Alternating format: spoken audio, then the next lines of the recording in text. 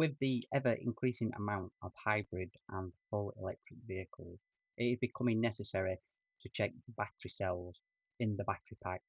And by doing so, we can actually see if any of the cells need replacing. This is essential because if you have a weak cell that isn't charging as much as the rest of the batteries, you will find that the range on the vehicle will not be as it should be. So you might be wondering how we check this. Well, it can be done with many modern diagnostic equipment. In this video, I'm using the Autel Diagnostics scanner on a Toyota Yaris Hybrid. It's a very similar process on most vehicles.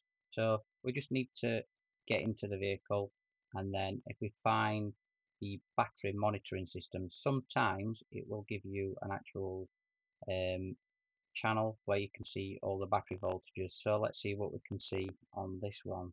We're just running a full diagnostic report. If you find this is not available, you may need to go into the high voltage battery, and then selecting live data, we should be able to see.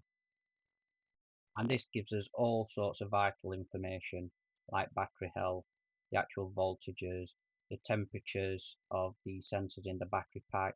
Obviously we don't want any thermal runaway in there, so this can be monitored by the battery monitoring ECU. So all you're looking for is for the voltage to be very similar. If one is obviously majorly different, then we know that we've got a faulty cell, and there's a good chance that this will need replacing. We can select all these channels and then create a printout if you need to do so, or obviously just use the diagnostic tool as a tool. And here's a PDF file that can be printed off and shown to your customer or for your own reference.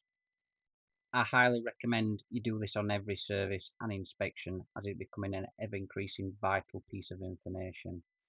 If you like the Autel brand that I've used in this video, you can check out the full range on our website at howtofixit.co.uk. Here's a link and you can check out what's there. And if you like this video, there's plenty more to see. Why not check out these videos next, and we'll see you over there shortly.